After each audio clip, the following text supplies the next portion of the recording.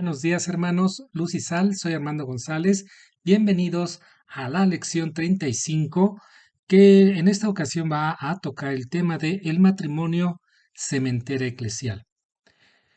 ¿Qué significa sementera? Viene de la palabra semen, y semen significa semilla. Es decir, el matrimonio es la base también no solo de una sociedad civil como se maneja en otros aspectos, sino también dentro de la misma iglesia requiere del matrimonio como la célula que forma a la iglesia y a la sociedad civil.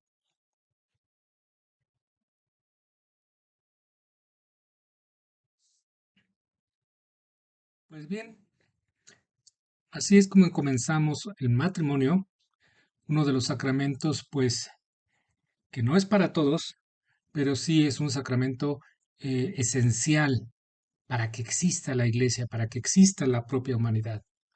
Y por eso decimos que la iglesia persistirá hasta el fin de los tiempos. Esto significa que Dios la perpetúa y extiende a través de sus miembros. No podemos esperar que las generaciones duren por siempre y en consecuencia estamos esperando que los niños de hoy sean los nuevos cristianos del mañana, de tal suerte que no solamente se perpetúe en nuestro linaje, en nuestra descendencia, estos mismos cristianos, sino que también propaguen este cristianismo en el mundo. De ahí la importancia de que la iglesia tenga particular interés en cuidar y dar un sacramento a la unión de las parejas en el llamado sagrado matrimonio.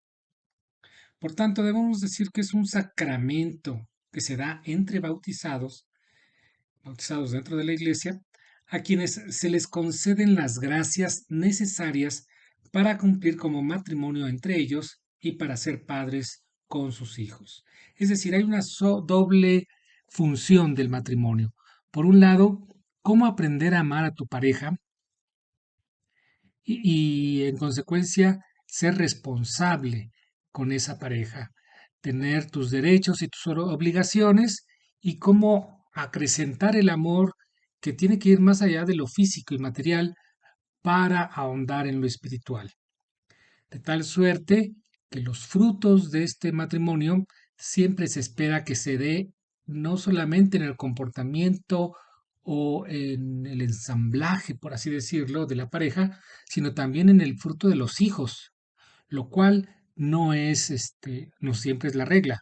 Habrá matrimonios que por dificultades o por acuerdo decidan no tener hijos o no pueden tener hijos, lo cual no es una limitante, pero sí es el ideal con el cual se forman los matrimonios. Ahora bien, como es un sacramento, decimos que está formada por ministros. ¿Y estos ministros quiénes son? Precisamente son los esposos. Y la materia del sacramento es la mutua entrega física y la forma es la mutua aceptación espiritual de los contrayentes. Como vemos, así pues tenemos que estos esposos o eh, este, esposos virtuales se convierten también en sacerdotes por el bautismo que tienen como materias su propio cuerpo y su forma es la mutua aceptación de sus caracteres, de sus defectos, por supuesto, de sus aspiraciones, de sus sueños. Y esto es lo que hay que moldear, trabajar con amor.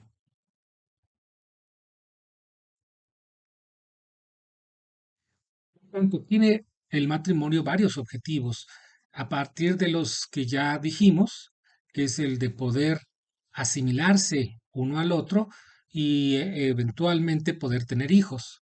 Con el contrato matrimonial natural, celebrado entre cristianos, se eleva a grado de sacramento para hacerlo sobrenatural y de lo que es visible, llevarlo al plano místico. ¿A qué nos referimos con matrimonio natural? Lo habitual, inclusive antes de la llegada de Jesucristo, es que el ser humano, así como todos los animalitos sobre la tierra, tienen un proceso de buscar su pareja y reproducirse. Esto es lo natural. Esto es lo que se da ya en forma mucho más estructurada con lo que nosotros consideramos que es el matrimonio. Recordemos que hay un matrimonio civil que se da en un documento que refleja el reconocimiento del Estado, pero también hay un matrimonio religioso que lo reconoce la Iglesia. En ambos casos se le considera un matrimonio natural, porque se espera que algo que se da en la naturaleza, ese es el sentido de lo natural, pues se consolide o sea reconocido por la sociedad, en este caso ya sea el Estado o por la Iglesia. De tal suerte que lo natural Dios lo eleva a lo sobrenatural a través del sacramento para bendecirlo, para hacerlo visible a, a la sociedad, pero sobre todo a la iglesia, de tal suerte que el matrimonio se convierte en un proceso que refleja a la iglesia misma. Con el sacramento del matrimonio se dota a los contrayentes de dones para su realización como pareja y que ya no sean solamente dos personas, como decimos, sino una sola y una sola con Cristo.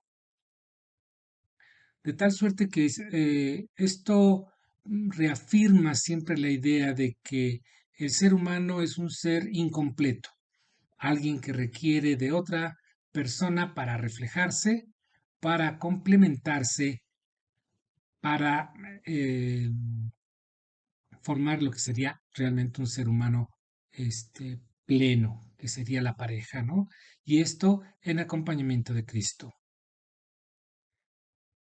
Muy bien, siendo la pareja por el bautizo, son sacerdotes que ejercen este ministerio dentro del matrimonio, santificando lo natural para hacerlo sobrenatural. Esto lo estamos repitiendo porque recordemos que las parejas, de alguna forma también, por el hecho de ser bautizadas, ya son sacerdotes bautismales, como ya vimos en el sacramento del bautismo. Y van a unir sus vidas para este nuevo sacramento que es una forma de santificar la relación de esta pareja y así elevar lo que es natural, lo que es dado por la naturaleza, inclusive si no hubiera iglesia, las parejas se reunirían, se harían parejas para elevarlo a lo sobrenatural.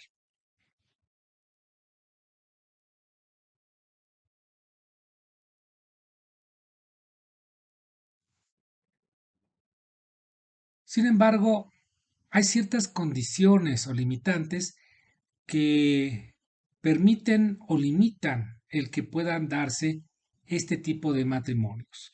Y me refiero a tipo de matrimonios en el que pues las parejas son bautizados, son cristianos y quieren unir sus vidas.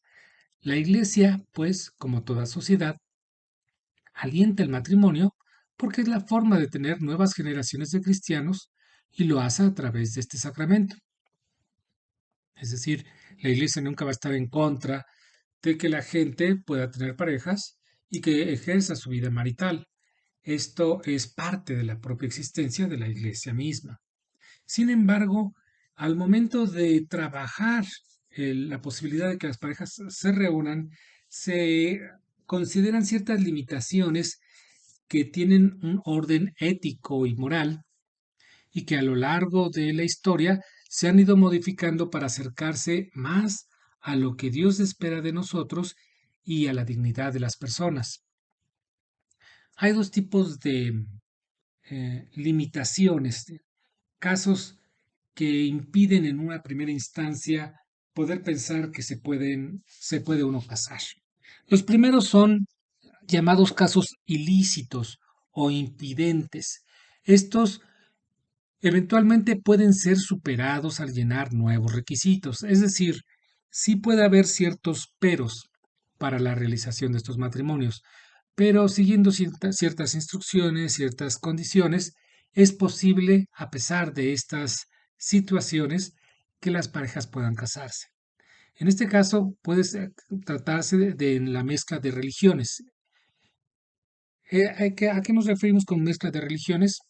Porque hay matrimonios que se dan entre católicos y ortodoxos, por ejemplo, católicos y protestantes históricos. ¿Sí?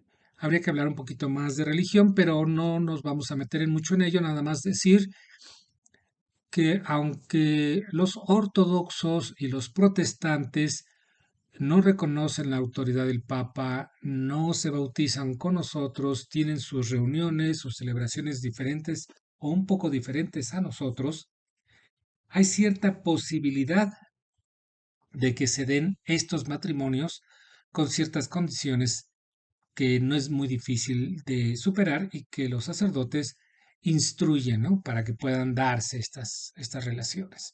Y por protestantes no me refiero a los testigos de Jehová.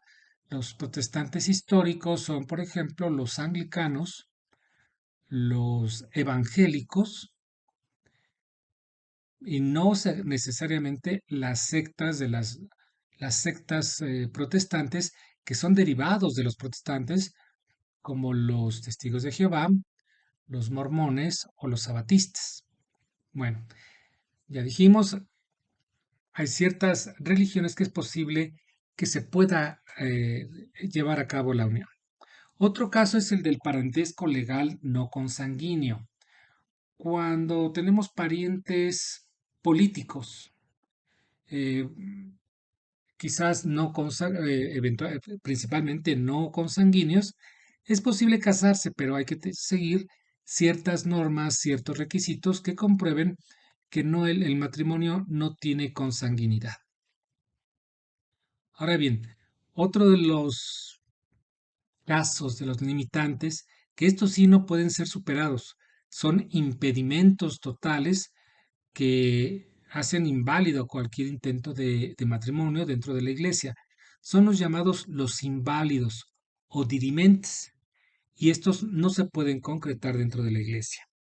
Estos alguna vez se manejaron como posibles, pero gracias al desarrollo no solo de la técnica y de la ciencia, sino también de la ética dentro de la iglesia, ahora ya no se permiten.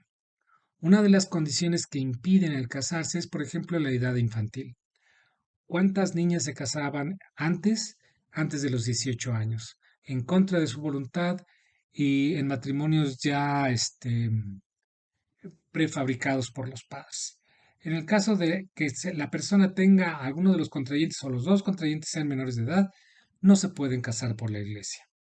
Otro caso es el de la impotencia, cuando los varones no pueden tener hijos o no pueden tener intimidad con la pareja, se dice que no se puede realizar el matrimonio porque no se va a consumar. Otro caso también posible es el de la disparidad de culto. Ya dijimos en el caso anterior que hay ciertas religiones que es posible que se pueda casar con una persona católica, pero hay religiones que de plano imposibilitan realizar este tipo de actos. No solamente nos referimos a las sectas, sino inclusive religiones tan dispares o tan francamente tan opuestas o tan diferentes como lo pueden ser el Islam. Tú no te puedes casar con una persona musulmana porque la religión de ellos les impone que con quien se casen deben convertirlos a musulmanes. Es decir, si hay una chica que se enamora de un chico musulmán, el chico va a obligar a la chica a cambiar de religión para poder casarse. No permiten ellos los matrimonios mixtos. Otro ejemplo es el de las sectas protestantes, que obviamente, como los acabamos de decir, como los mormones, los sabatistas, los bautistas, los testigos de Jehová, los de la luz del mundo, ellos nunca se van a parar a las puertas de una iglesia católica. No van a permitirlo y obviamente no se puede ahí sí realizar una ceremonia con ellos. No reconocen la autoridad del Papa, mucho menos la del presbítero, el del sacerdote católico.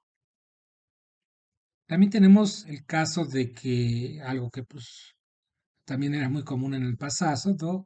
el del rapto de las novias, ¿no? En el que pues a veces se hacían las cosas en contra de la voluntad de las personas y que ahora se queda como una mera anécdota.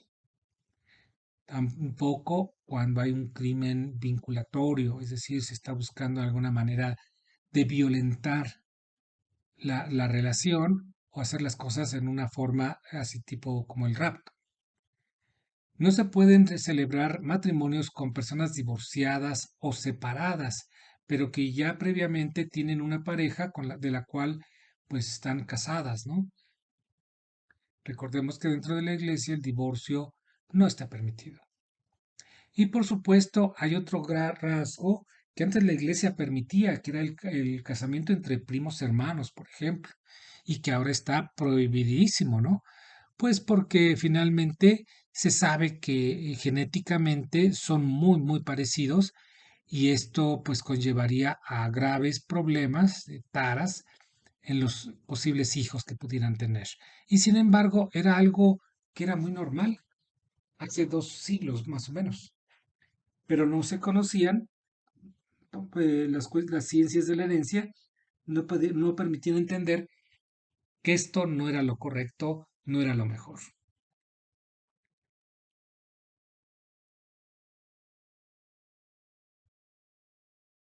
Entonces, a lo que es el resumen.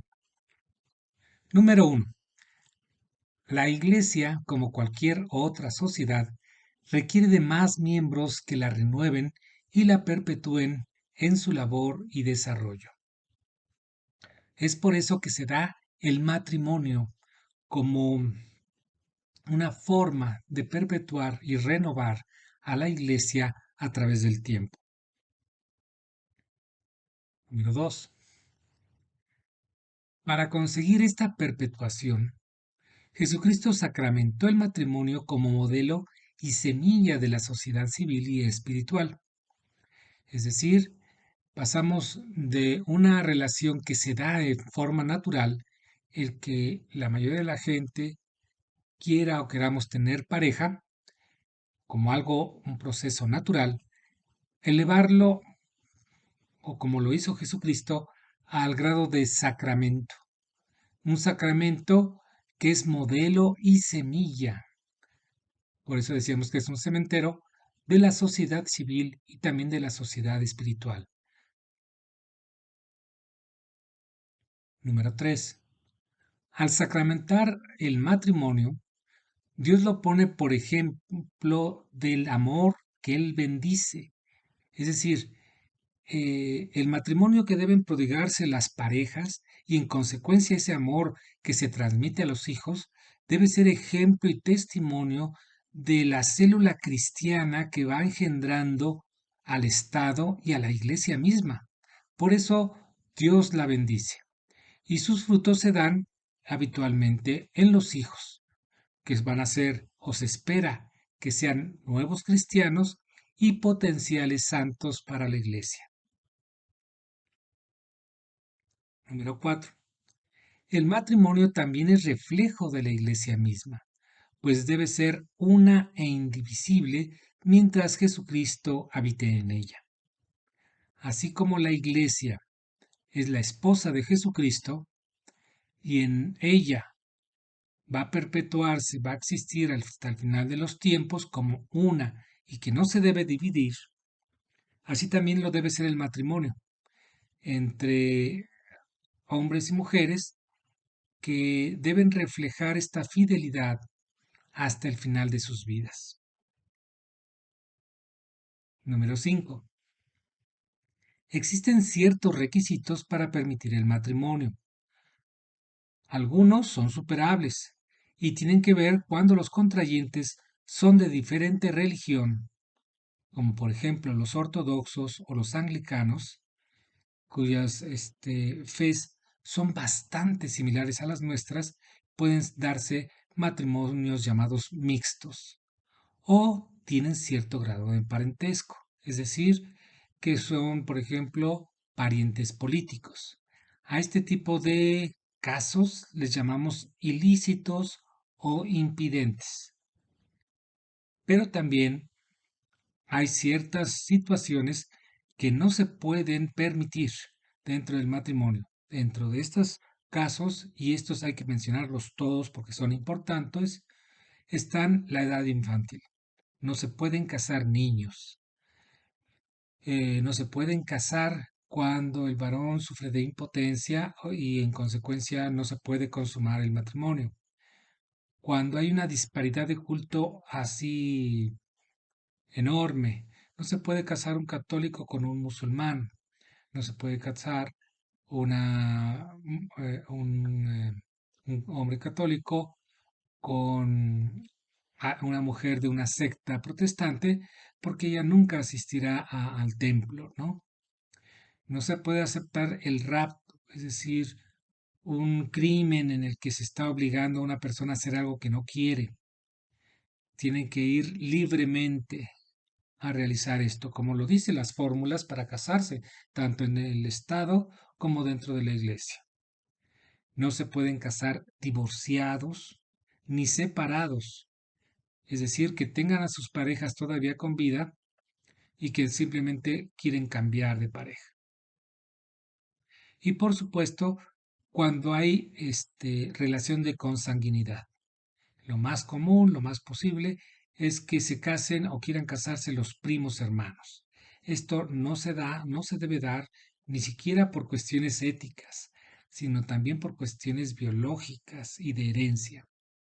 A este tipo de impedimentos les vamos a llamar dirimentes o inválidos. Pues sí, hasta aquí nuestro resumen y nuestra lección sobre el matrimonio. Espero que les sea ilustrativo. Es muy concreto, como se dan cuenta, y creo que no hay pierde, o espero que no haya muchas dudas al respecto. Agradezco a Dios en el Espíritu Santo que nos ayuda a entender y a profundizar sobre sus temas y con ello amar más y mejor a la Iglesia misma. Gracias, Coti, gracias, Guillermo, por estar y continuar aquí con nosotros. Por favor, pongan atención para las que son las reflexiones, hagan la tarea y nos estaremos viendo, si Dios lo permite, la siguiente semana. Hasta entonces, gracias.